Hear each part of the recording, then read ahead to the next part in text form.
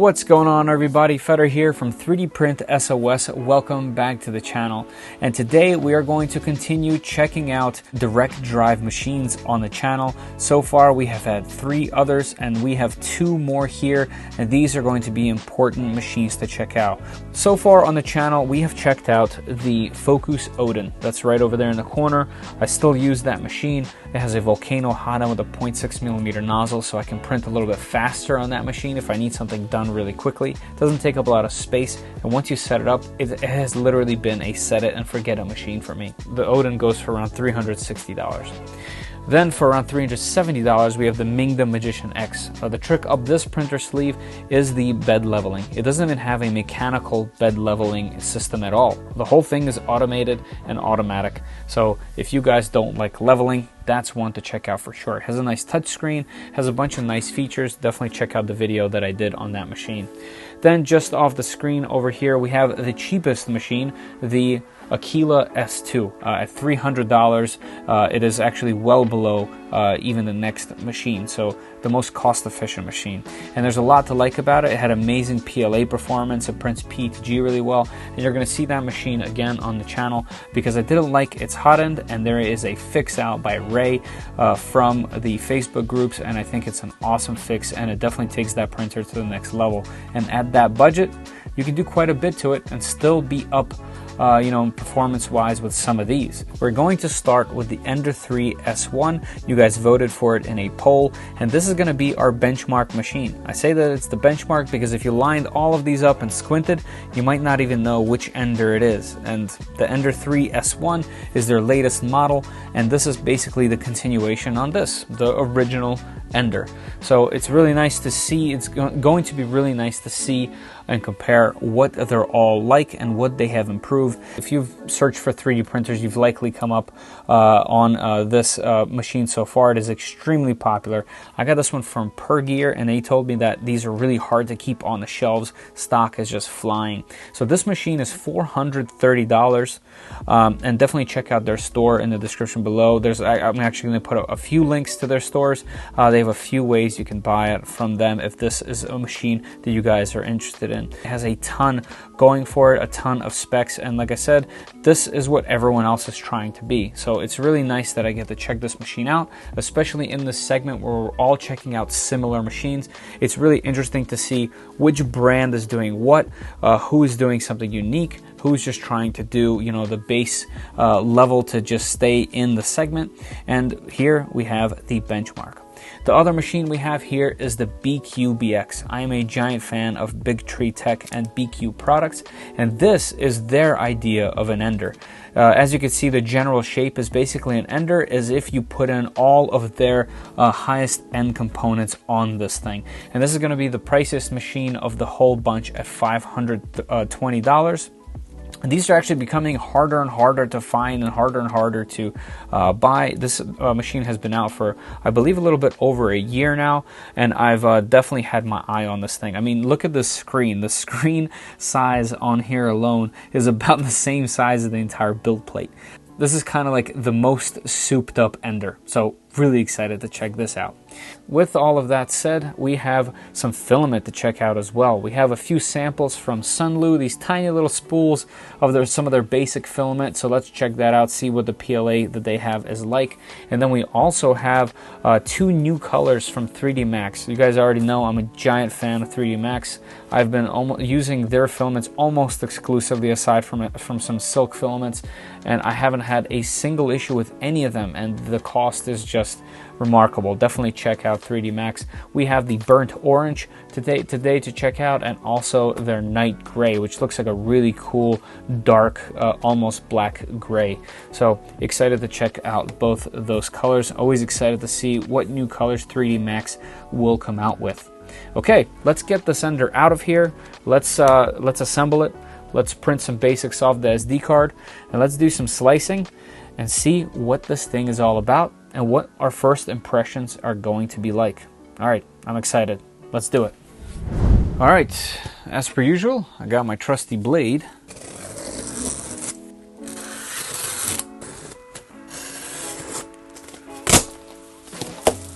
All right, look at this. It says retraction speed 3545, retraction distance direct drive for rigid materials PLA 0.8, retraction distance for soft materials TPU 2 millimeters. Huh. Okay. All right, this thing's actually kind of heavy, this little bag. We have the quick installation guide, something that seems to be kind of like a warranty booklet. Ooh, this is the first set of stickers that I have seen in a printer. It says Creality 3D, Achieve, Dream, and then Creality. Cool, I like it. We have the pretty standard spatula. It says spare parts. It looks like we have an extension wire of some sort and an end stopper. Yes, one of my favorite parts of unboxing printers. Side cutters. You know, these aren't the best. Yes, you could buy yourself significantly better side cutters, but in my opinion, you can never have too many of these. And I just somewhat recently broke my original Ender from many years ago, so definitely a welcome sight to see these. I'm always bummed out when I unpackage a machine that's meant to be your first printer and they don't have these. Thanks, Creality. We have a needle in case we have clogs. We have a super basic toolkit with a little screwdriver, with the wrench you need for your nozzle, wrench you need for the eccentric nuts, and some Allen keys that are flat edged without the little ball end. We have some hardware. We'll need this for installation. We have a full SD card, a full-size 8GB SD card, and also a USB SD and micro SD reader. So this is nice. We have an extra nozzle. Let's see if it's a 0.4 millimeter. It's not labeled, but it's definitely a 0.4 millimeter nozzle. Looks like it uses a standard nozzle. We have some basic filament. We have some miscellaneous goods, plastic goods. This looks like it is the holder for the display, and this looks like something that holds a cable of some sort. We'll see. Here we have the spool holder and the filament runout sensor. Of course, the power cable. We have the spool holder. There's a little flap that you can lift up where you can get yourself the screen. Very nice. We have one of the main parts about this whole machine. This is the extruder and hot end combo. And it's just a really compact design. It's really nice to see. It uses a nice ribbon cable that takes away the guesswork of all the cables in the whole bundle. A nice fan with a shroud. All the wiring is nice and compact. It has a CR touch right here. Has a nice compact pancake Ender labeled stepper. Yeah, everything looks really nice and clean. Definitely love this design. Alright, and the rest looks like to be the actual machine. It's fully assembled back there. Come on out. Alright, here we have the top gantry and the X axis. Looks like a nice belt tensioner on this end. Has a pretty big dead spot right here in the center. I don't know if you guys can see that, but it kind of like almost gets stuck there, so I'll have to play around with that. But it looks like we have dual Z rods, and it's belted at the top and has bearings at the top. So everything looks to be like a nice quality piece. Let's go ahead and set that down. Okay, let me get this box down on the floor and take the printer out, and I'll set it right here on the table. You know, it's really nice to see how this thing has evolved after all of these years from the very original Ender. And this one is just good looking. My original Ender also had a similar build plate. Obviously you had to use clips, it wasn't magnetic like this. And I don't think it was actually aluminum. I think it was some kind of like composite material, but it definitely had this same texture. I remember one of the first things I did was I accidentally touched it with the hot end and destroyed it almost instantaneously. So I had to buy glass for it. But this one should be better with automatic bed leveling. I guess we will find out. Ooh, super sticky on here. Gotta get used to these things. Smack! Huh, it actually looks like mine has a huge dent in it. Probably gonna be hard to see, but there is a massive dent right here that goes into it. I know that's not supposed to be there. Likely just due to shipping. This wasn't open before, that's for sure. But yeah, I guess we'll see how that plays a role. Likely won't though. let me give you a closer look of everything I got here, and let's put this thing together real quick, and then I'll meet you back here. All right.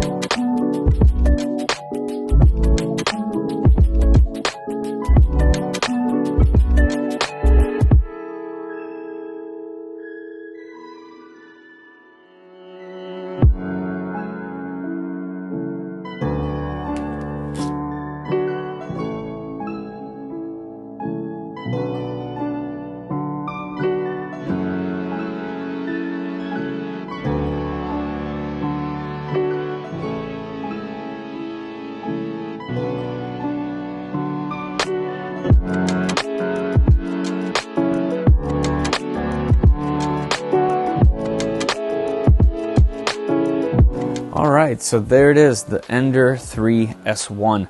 I must say the assembly was super easy and straightforward. Everything came together as easy as it could be, and the wire management and the way that stuff is handled is pretty much top notch. Ribbon cable is super easy to install. It has little stickers and pictures of how to route the cabling. There's a nice little spot in the back of the machine here where you plug in some plugs, and they can only go one way, so it's very hard to mess that up, and they're literally the perfect length to reach. So yeah, so far really happy with the way that the machine came together. It's on right now. It's not that loud. I definitely have significantly louder machines than this, just the way it sits. I really do like the drawer, and I like that on the Mingda machine as well. Just useful to have all your tools nice and handy right over here. The screen is, a pretty typical screen, really similar to the VoxLab machines. And the setup I'm familiar with because of Gyres UI, and as you know, Gyres UI is kind of like a modified version of this UI, so I know this has a lot of settings and a lot of things that you can do right here. So the first thing that we'll do is we'll heat it up, and we're going to go ahead and use the CR Touch that's installed here to do a bed leveling, and then we'll see if it's if it's off or not, and then we might not even have to touch the manual spring. So let's see how that works out, and then we're going to go ahead and do the test print, or a couple test prints. So let's click print and see what we have here. So in the files we have shake hands, rabbit, handle, cat, and BIT Ender Z. I don't know what that is, but shake hands sounds interesting. So we'll go ahead and start with shake hands right after I go ahead and level the machine. So like I mentioned, so far, really nice looking machine, feels nice and robust. If you guys heard, I do have a dent in my chassis. It looks like the way that this was basically folded up. This Z bracket, I guess, at the top that holds the bearing was pressed really hard against the bottom of the top of the chassis here, and it did put a dent in that, but there's no damage to the plastic up here, so I guess it was just kind of just from shipping and dropping, just that impact. I also had a kind of like a flat spot in the really center here, but after adjusting the wheels, moving them back and forth a whole bunch, it became much smoother, and luckily it's not a dent in the actual extrusion. I think it was just the way that the wheels were seated, and maybe there was something on them, but I went through, cleaned them, adjusted the eccentric nut on the bottom, and now it's nice and smooth. So that is a no issue, and we'll just see how everything is. The bed is nicely planted, no need to do anything there. It doesn't feel too tight or too loose. The belts are good right out of the box, although there are really easy to use tensioners. So far so good. Let's level it and let's see what the prints look like. Okay, interesting issue. When moving the Z-axis, I'm getting this noise. It sounds brutal, and it's vibrating the whole table and the whole printer. I've never come across this, but just checking everything seems to be running smooth and correct. If I do unplug this right hand motor though, and I just move it with the left side, silent movement, and the motor is still connected, hardware wise, everything is fine. However, when I plug this in, as soon as it's plugged in, so I definitely don't know what that's all about, but I have to do some more research before I can do anything else with the machine. So, interesting. Maybe it's related to that shipping issue I had, maybe not, but I'll do some research and I'll let you guys know for you in a second what this issue is all about. All right. Okay, I figured since I have another stepper to replace it with, this is a little bit of a different stepper. It's a little bit larger, but it still fits just fine in all these. But I have it hooked up. Both of the steppers are working in unison, perfectly fine, nice and quiet, silent I would even say. So 100% broken stepper right out of the box. Unfortunate. I'll make some contacts, and here's what I'm planning on doing. I'll talk about this a little later, but for now, for the sake of the video, I still want to test the machine. These things happen. You've seen some of my other machines that come with issues. I just fix them and continue just to get a general idea, of how the machine performs. Sometimes when you get a car, you might have an issue and you return it to the dealer and it gets fixed with a warranty. I'm going to assume that they're going to cover, Creality would just send me a new one of these when I contact support. So I'm just going to continue with it. It works right now with the stepper that I had on hand. So I'll continue with trying to get it hot, leveled, and printing. So let's just keep going.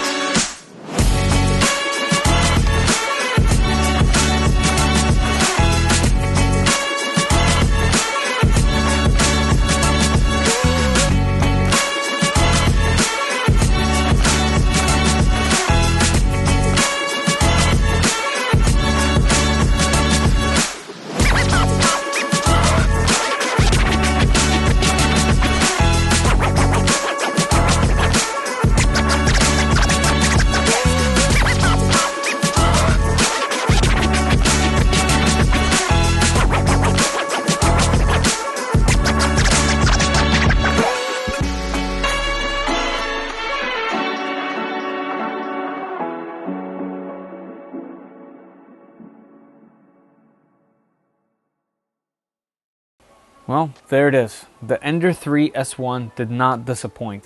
And another thing that doesn't disappoint is our video sponsor, Skillshare. This month, I get my own coupon code, 3D Print SOS, and what I find really awesome is that the first 1,000 people to use my code, 3D Print SOS, or my link down in the description below, they get a full month free of Skillshare, which is really awesome. There's so many different categories on Skillshare. There's things like animation, fine art, graphic design, web development, or you can go straight into something like business analytics. There's just so much to check out. This week, I checked out a Final Cut Pro class by Brian Garcia, and I learned a lot about editing B-roll. Everything's broken down into small clips, so I can check them out anywhere. So for your free first month, use the coupon code 3DPrintSOS or check out the link in the description down below. So let's get the problem out of the way. So the problem that I had with this machine, as you guys saw, was this stepper is actually broken. And I got to the bottom of it. As you saw in the video, especially during the unboxing, I noticed there were some dents in the frame of the machine, and basically the way that it's packaged is we have the gantry laying flat on top of the other part with foam in the center, and it looks like, according to my box at least, it's not like it's smashed. I think that it was dropped flat, not on a corner of the box, but flat, enough for the top of the gantry to press into that piece of metal, and on the other side, the stepper motor is actually laying down like this, and this plug, as you can see, is not where it's supposed to be. This plug is facing downward, and it just made contact with the printer itself, breaking it. I actually took this apart just to see what was going on, and there is plastic broken inside, so this will never work. This is just a nice fun paperweight now. But what I did was I contacted Creality, and I also contacted PEI so that they know that this problem happened. It is definitely a shipping issue. It's not a Creality quality control issue. It's not a PEI supplier issue. This is literally a problem that happened in shipping. PEI replied right away, asking me for a few photos and all the details, and they said they would take care of it. So thank you, PEI. And the Creality replied to me a couple days later, asking me for a order number, which I don't have because I got this machine from PEI, sent to me for a video. And because I didn't purchase it, they're not going to go ahead and help me any further. Understandable, kind of a bummer, but still understandable. They want you to buy their machine before they give you any warranty, or work with you on it. That makes sense. That's how a lot of other businesses are, so I can't really blame them for it, but that is the case. So I'm assuming if I had my order number, they would help me with the situation. So yes, that's a problem that could happen to anybody, especially if this is your first machine. It'll be really discouraging. You might not even know what the problem is. In that case, I would definitely just contact wherever you got it, and hopefully they will take care of it, just like PEI did for me. And you can either return it, exchange it, get a new part. That's all in how you want to handle it and how you decide. But let's just go and pretend that didn't happen. The printer with the replacement part works really, really great. I actually didn't tune anything. I typically spend some time tweaking the printer to make sure that it's functioning correctly, or is up to par. But this thing is actually built really, really well. I think Creality did a really good job making sure that this thing is a top-notch machine. And in my opinion, it actually really is. It is the benchmark. I didn't even touch a single wheel or spring or anything. All I did was I scrolled over here to level, I clicked the button on the wheel, it leveled, and then from there I went to print and then printed. Everything else was already done. Everything else worked perfectly fine. And as you can see by the results, it printed really, really well. It has two handles on the SD card. One, I'm guessing for, I don't know why you'd put it on this machine considering that's up there, but it is a really nice handle. It's actually a nice solid design. Like, I would actually trust this if I put it on a machine. And then there's this really interesting handle that comes with it. There's actually some pre-drilled holes on the bottom here, on the bottom of the plate, where you can attach this handle, and now you have a nice pull handle, so you're not touching the hot components up here. Nice little add-on, although I wouldn't make this out of PLA. I would assume that it would start drooping after some time, but it is a nice design. Like, I would make this out of PETG or ABS maybe, but still, interesting design. Printed with supports. Supports came off. Everything is nice. Then I printed this awesome little rabbit from a guy named Sorpix. Check him out on Cults or Thingiverse, a bunch of other models, and I'll continue to print these because they're really fun. And I love parts that go together. It means it's a good way to check the printer, and I got to check TPU. TPU printed right away. I didn't tweak any profiles whatsoever. The only thing I did was, in the instructions, it tells you to reduce the retraction to 0.8. That's all I did. Everything else was completely standard, and I printed all of this stuff with just whatever Cura had within itself. And as you can see, the quality is just great. So yeah, I can see why this is kind of what everyone else is chasing, and I can see what this printer is for and why it exists. Now, it is not a cheap machine at the cost, but I could say that my Ender 3 that I have right off to the side here, the green printer, is definitely completely obsolete with this. And basically, if I had one of those machines or any other machine, kind of like the base model Aquila, I would kind of be chasing what this printer has. Now, with that said, yes, you could make something like this yourself with a few upgrades to something like a standard Ender or a standard Aquila. However, this one is just built really, really well, and you would have to do a lot of work, like actually tuning things and making the other machines better. You would have to actually physically put in a lot of work. Some people really like that. I myself am a hobbyist here on 3D Print SOS, and I'll be gladly, modifying a machine to try to get it to this level. But the fact that it comes like this and it feels this robust and sturdy and has all these nice convenient features, that's definitely very nice. Now, with that said, you're not going to be modifying this printer much. This has a bunch of proprietary things on it. Not in a sense where like a nozzle is proprietary. All the wearables you can purchase everywhere else, like the bed. And actually, speaking of the bed, that's one of the only things I don't like about it is the surface. And I do have, thanks to Pergear, a Creality PEI sheet, which you can get from their site as well. And this is going to be a much, much better print surface, in my personal opinion at least, with this machine. But this has a bunch of proprietary stuff in the sense where this, the way that this works with the little sister board, with this ribbon cable, you're not going to be just changing things out and running wires back like you would on one of the other machines. In fact, the board here is proprietary to this machine. The wiring is using a ribbon cable, so it's not like you're going to be replacing the board with something here. Well, I guess you could, and then you'd have to rewire everything, but that would defeat the purpose of this machine. This isn't one of those things where you get it and you tinker a whole bunch. This is like you get it and you just print stuff. So that's something worth noting. I think if you're kind of like a tinkerer and you don't mind improving things yourself, you can definitely get a less expensive machine and then kind of like tune it up to get it to this level, or you can get something like this and just print.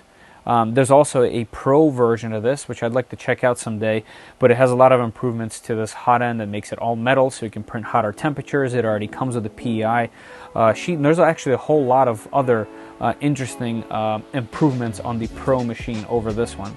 But I'm really happy that I got a chance to have this printer here at the shop myself and have a hands-on experience with it, because now I know why other companies are trying to chase this. It makes sense. It makes sense why these are flying off the shelves, why these are so popular, and why everyone loves them. It's not perfect. Like I said, it could use a few things, like the bed specifically. In fact, I think I would put a different nozzle on here, and then I would just call it a day. You wouldn't have to do anything.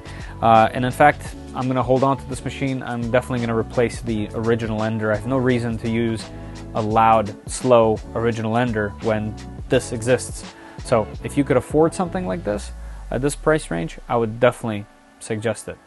All right, guys, that's all for me today. Definitely check out the links in my description. They all help the channel a ton, specifically the Patreon. Thank you to all my Patreon members. I post all these videos up early there. You can talk to me there individually and communicate with other Patreon members, as well as the Discord.